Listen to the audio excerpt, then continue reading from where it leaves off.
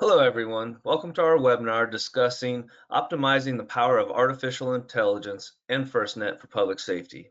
All attendees are muted. You can submit questions through our email link at the end of this presentation. I am Michael Barnbeck, retired law enforcement from Las Vegas Metropolitan Police Department, and I'm currently the Deputy Executive Director of the Public Safety Broadband Technical Association. With me, I have Steve Devine, who has had a storied career, and with that, I will turn it over to Steve to tell us a little bit about himself. Thanks, Mike. I'm Steve Devine. I'm the Chief Technology Officer with APCO International. This is my 40th year of public safety communications, from dispatch to technical work to regulatory work. And now is my work with APCO, overseeing emergency communication center integration of next-gen 911, working on frequency coordination topics and all things public safety communications. Glad to be here. Thank you, Steve. So artificial intelligence has many different meanings to varying different groups of how they're using it. You know, AI has been in our personal worlds for quite some time, but now it is quickly evolving into public safety. So in a high-level description, what is artificial intelligence to public safety? Really, artificial intelligence is a behemoth that's moving forward and going to impact every element of society. Our focus is to make sure public safety gets to participate in those gains. AI is a broad field focused on creating systems that mimic human intelligence, including reasoning, decision-making, problem-solving, and interpreting information. So we're really focused on making sure that as AI migrates forward, that public safety benefits from it. Within the larger, broad term of AI, there are other discussions and other topics called machine learning and large language models. And those are really basically processes and where a large amount of information is provided, it's able to turn around and be managed and processed, and then that information and those conclusions can be made available. The large language models and machine language aren't really intended to learn and mimic human activities such as the larger AI scope. There are subsequent evolutions of AI that anticipate elements learning from those conclusions it reached, and then future actions are based on what it's learned. But today, large language models and machine learning make up a lot of the process in which we refer to AI, but it's a long process. Some people would say AI will be evolving for decades going forward. Our focus at APCO and as well as the PSBTA, I'm sure, is to make sure that public safety gets to benefit from those evolutions. Very interesting. It sounds like it could be perceived as very complex or overwhelming as this is breaking into the public safety sector. So to make it not so overwhelming for folks that are just getting aware of what is out there, can you give us a snapshot of how AI is being used in public safety? Sure, and like I said, some of the differences between artificial intelligence as compared to something creating, human activity or mimicking human intelligence is the machine learning process. And an example of that in large language models is something we're seeing integrated by some vendors into emergency communication centers today. If there's an accident on the highway, in the past, you would get 100 calls from concerned citizens reporting that accident. That has an impact on the bandwidth and the availability of telecommunicators. We're seeing now that it's an opportunity for developing a geofence around that accident. If somebody calls 911 to report that accident, the attendant will answer and ask, "Are you calling about that accident? If so, we've got parties en route, etc. Thank you. And if you want to leave additional information, you can leave that, and that will eventually be incorporated into the overall record." If it ends up they're calling about something other, then their call would be transferred to the telecommunicator. So that's a great example of information and the process to be able to distribute some of the intelligence and to make the caller aware that we want to take your information. If it's relative to that, then we've got people en route. Thank you very much, and either gather any ancillary information they may have, which may be important. It may have to do with leaving the scene driver or something along those lines. So the ability to do so, relieving a lot of the burden for duplicative calls on the telecommunicator is but one great example of where that caller is coming from, and how that can be managed by large language models and machine learning to navigate that through a geofence. Another great example is what we see large language models in translation, where somebody is speaking of a language foreign to the telecommunicator, can speak into their device and call 911. That language can be translated to the telecommunicator in audio as well as real-time text. And conversely, what the telecommunicator shares with the caller can be translated back into that language. I think about a year and a half ago, some of the vendors had about 14 languages they could do this real-time translation with. They're up to over 70 languages. So that's an example of these large language models. They understand how the language is spoken, and they can be integrated into that process to allow that real-time translation. And I wouldn't even leave that capability just to the emergency communication center, Mike. You could find a law enforcement officer arriving at an incident scene, not being able to speak the language, and that same kind of translation capability could be available in his handset, in his phone, that he could use to communicate better with the victims on scene, to gather information, etc. Some of that information could as well have to do with leaving the scene driver, and getting that information properly in a timely manner may be important. So those are two examples, but I think the larger piece is, as AI and some of these other ancillary pieces educate better and process this information better, it's going to create an environment where public safety can really benefit from. As an example, if there's a string of robberies or burglaries in a neighborhood, and AI is smart enough to know that every time that happens, there's this car with this license plate not far away. That kind of observation, that's very difficult to do now and very manpower intensive, could provide lead information. And law enforcement lead information is a great tool. Now you've got somebody out there generating lead information. Some of it's good, some of it may not be as good. And then making sure that the human interface is part of that analysis. The analysis is great, but you always want to have somebody, a human, to make sure that you don't want to be acting upon just the data. You want that human interpretation to be a part of that. So I think as the environment grows and as society grows, it's our job to identify these benefits and this evolution, and identify where public safety can benefit from it in the day-to-day work of those people out on the street doing that difficult jobs. So keyword is evolution. So, listening to where you're at, and originally we were talking about the information that the point of contact is at the ECC, the Emergency Communications Center, but you're also seeing how this could be utilized into the field. And so what I'm hearing is three concentric circles. We have our citizen in the community that needs some type of assistance from public safety as one circle. We have the Emergency Communications Center, which is a focal point for the public safety and the response and beginning of actionable information and intelligence coming in. Then you have the field public safety individuals that are out there. So another layer on top of that is I'd like to discuss what some of your knowledge would be with, there's several drone pilot programs in the United States that are being utilized right now. Some is camera technology, not on drones, but for West Coast firefighting and fire technology and AI being used to have some predictability models.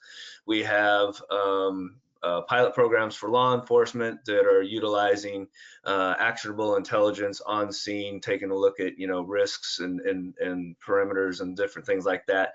Some of that is more human intensive right now to monitor that information. And the same thing with the fire side, they're using drone pilot programs to deploy to fires that people resources haven't arrived yet, but the drone has, and they're already assisting the situation and to the level of risk and where we're at affecting the community.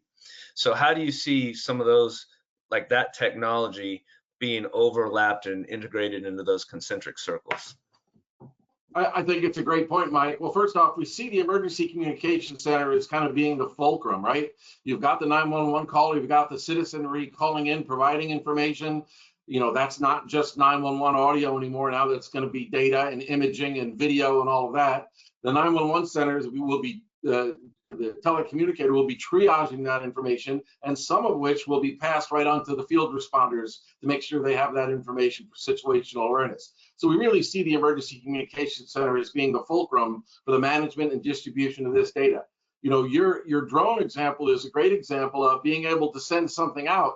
Maybe it's a smaller fire that has just started, and to be able to get eyes on that, albeit remotely, and information on that, maybe they can take the appropriate actions to reduce that and minimize the fire before it gets out of hand.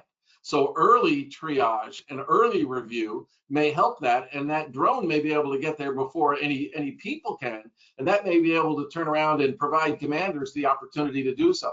Another great example of what we're seeing here is Nevada DOT has taken a pilot program where they take all kinds of information, including social media and information and intelligent traffic systems, and begin to put all of this information into one solution that can start to provide, including Waze and those location-based solutions that we see for traffic management, incorporating all those things together into larger models, and then making recommendations to first responders about how to get to certain locations, et cetera, using the appropriate routes. So the aggregation of data when you're talking about this kind of computing process, can never be too big, and can capture that information, bring it all together, and provide useful resources that first responders and folks can get. But your drone and the distribution of that drone, whether they be privately owned, whether they be county owned, or whatever, the distribution of that drone as a precursor to a responder on scene,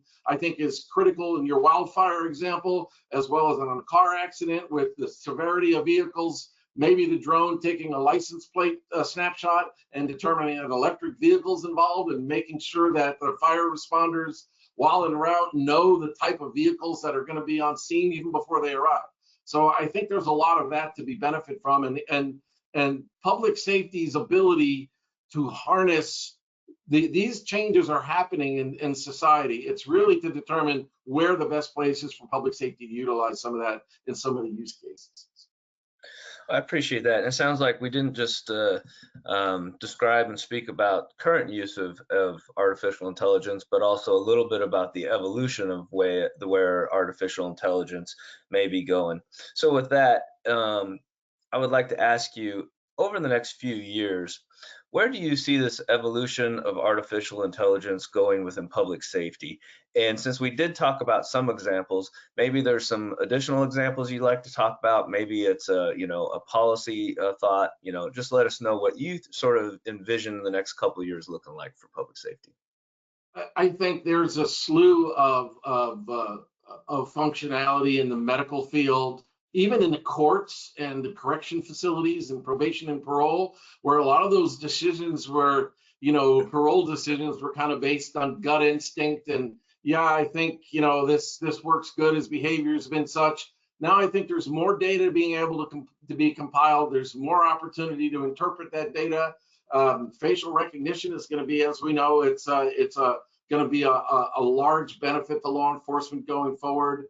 Identifying fingerprints and altered fingerprints, DNA analysis. I think the ability to compute and to chew up a large amounts of data in a reasonably short period of time these are the kind of examples that, quite frankly, the processing power and the ability to do so hadn't been there 20, 30 years ago. It's there now, and the ability to reach conclusions in the near term is going to really help law enforcement to remove some of this longer investigative piece and to reach conclusions quicker and to move these go forward, as well as crime forecasting. That's a great example of, these are the kind of trends that have been happening. These are areas, where can these things be moving to from a geographic perspective or from a retail perspective? Taking all of that data in and analyzing it, and for it to come out and start answering some questions, I think law enforcement, as an example, as well as all public safety, are going to find a real value to that.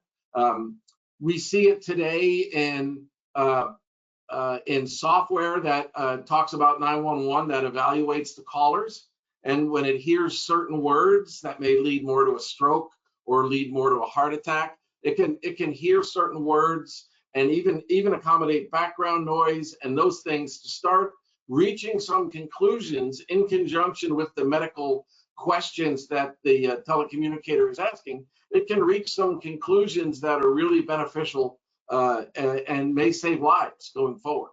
So I think that is just another example of how AI and its brethren, machine language and large language models, can really help support public safety in the work that they do. I love it, Steve. I'm passionate about how this is evolving, and I think it's going to be more of a quicker adoption for public safety than a slower adoption on some of the other technologies. I think you and I have just covered a lot of information in a short amount of time. I would think that you and I could probably host a 2-day forum and spend 2 days talking about this type of subject matter.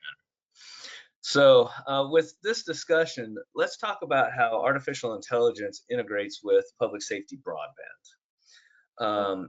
How do you see the broadband network, FirstNet, for public safety? How do you see FirstNet and artificial intelligence interfacing? Well, none of us can ever have enough bandwidth, right? And we've seen, public safety on a prioritized basis, the FirstNet model, and basically has kind of provided public safety the opportunity to leverage commercial wireless services, but to do so on a prioritized basis. Years ago, we wouldn't utilize commercial wireless service because if we really counted on it, we really needed it. It wasn't able to. Our data traffic was utilized with everybody else's, so we couldn't have been prioritized. FirstNet's changed that model, but I think now if AI and these other functionalities are able to generate information and compute and provide resources, public safety is going to need the results. Sometimes those results that AI can come up with are going to lead to the need for distribution of more video or some real-time audio or imaging and text. So the conclusions that it reach may lead to the need for more bandwidth. None of us ever have enough bandwidth, but I think FirstNet is going to need to evolve, and it's going to need to have its spectrum, its public safety dedicated spectrum, evolve with it in that space. None of us ever have enough throughput,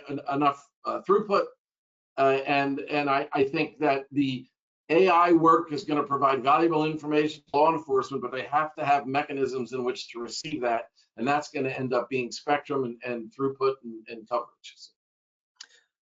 So with spectrum and throughput, basically we need a pipe that we have now and bigger for as this type of data is going to expand, as you just mentioned. So, and a very important subject within the nation for public safety is 4.9 gigahertz.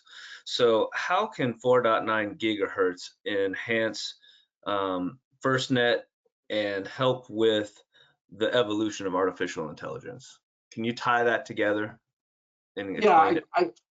I think the FirstNet model has kind of demonstrated the benefits to public safety, lower cost devices, higher performing functionality. You've got the opportunity for enhanced coverage utilizing LTE in building. But 4.9 is going to provide public safety within the FirstNet model, as the FCC has proposed. It's going to provide public safety a larger pipe. That pipe is going to be filled with the results of the AI computations and the information that AI is going to provide, additional video, additional information, situational awareness, all of these things, and a wildfire wind direction. All of these things are necessary elements, and all of that's going to be combined together to perform predictive models and give commanders on scene the ability to determine between these things. All of that's going to require bandwidth. So if we're going to ask AI, and we want AI to provide these additional capabilities and to reach these conclusions by processing all of this data, we're going to want to be able to receive that data in a timely manner. That's why we need a large pipe, and that's why we need 4.9 gigahertz. That's why the FCC has looked at the FirstNet model and its success and associated 4.9 gigahertz with expanding that success and being able to introduce that. Okay. So let's move for the importance of what we have talked about so far. That leads me into the discussion of reauthorization and what reauthorization actually means. So a very strong opening statement that I am passionate about.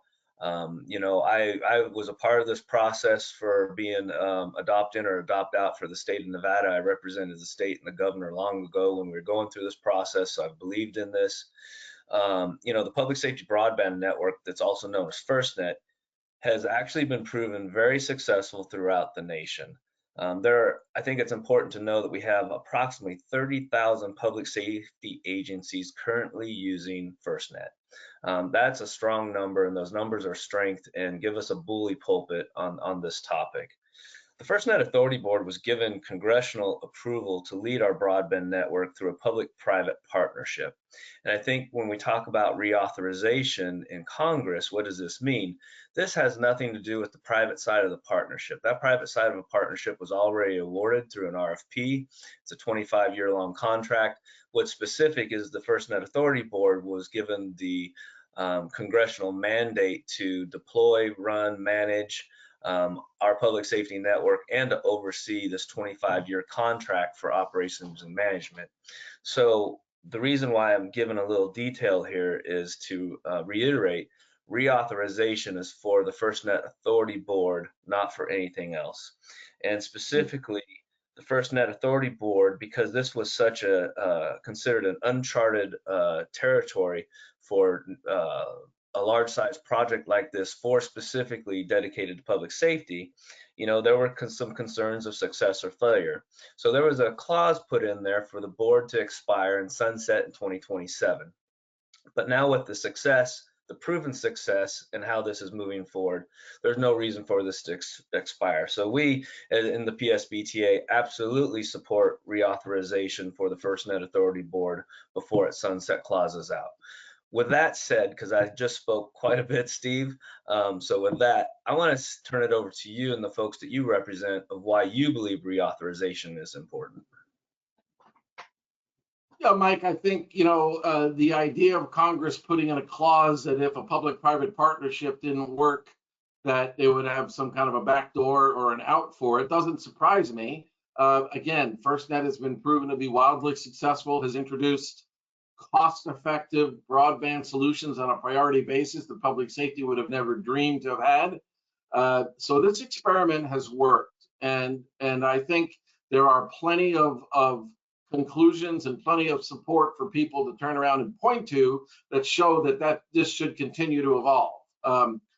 The ability to obtain reauthorization and the process to go through Congress is going to be just that. It's going to be a process, but I think there's plenty of arguments to justify the success of the program and how the program is going to continue to move forward in its evolution and the benefits that it's introduced to public safety. Again, lower cost devices, higher performance on a prioritized basis. And because of that priority, public safeties began to integrate FirstNet into a lot of things. We're seeing people now take their LMR radio systems and they're using backhaul for LTE from their RF site back to their switch, which used to be as an alternative backup to a fiber connection. So we're seeing some diversity there. We're seeing handheld devices now that understand FirstNet is a viable solution, and that portable radio, that P25 radio, now has an LTE function in it. We're starting to see this integration. So the market is just one area to point to say the market has acknowledged this is a viable solution and the experiment has been successful. And that's just another reason why that reauthorization is so important. I appreciate your feedback on that, Steve. So with that said, we ask everybody that is currently on the webinar or ends up reviewing the webinar later, is if you want to learn more about reauthorization, this slide has a web link to learn more, and then specifically a petition that if you support reauthorization, public safety in numbers with the bully pulpit, please sign our petition to support reauthorization of public safety broadband network in Congress. So with that, I really appreciate all of that. And so Steve and I have had so much information talking about artificial and a little bit about 4.9. Any questions that you may have, please send to this webinar link and we will follow up with you in a timely manner. We love to present our passion for what we are doing for public safety with this mission. So ask away, let us know where your impediments are, let us know what questions you have at this link. Also, after questions is Steve representing APCO. and myself representing the Public Safety Broadband Technical Association. We are hosting a communications event on March 18th and 19th in Washington, D.C. It's a 2-day event, 2 half-day sessions, in which the first day will be varying different topics that relate around 4.9 gigahertz and what the next steps are and what that means for public safety. And then the second day is going to be a furthering conversation of this webinar for artificial intelligence. So much more time given to both topics, and with different panelists, both represented from our corporate partners to our actual FirstNet professionals that are utilizing FirstNet and AI in the field. So we're bringing everybody together for this 2-day event. You can register today at this web link. And with that, I thank everybody for their time today. I know that we're all very busy. Steve, would there be anything you'd like to close on behalf of this? No, thanks, Mike. Yeah, the 2-day session, we're looking forward to that. That'll provide information on 4.9, the licensing piece, some of the FCC's conclusions, as well as the AI integration. And it's an exciting time in public safety communications. There's a lot going on. There's a lot of technologies that are being integrated, and there's a lot of opportunity resulting from that integration. So we're excited at APCO. We're looking forward to that event. And again, if there's any questions today, you can email them to the PSBTA, and we'll get the answers back to you as best we can. And then look forward to further dialogue in the future. All right, everybody. Thank you very much. This concludes our webinar today. Thank you.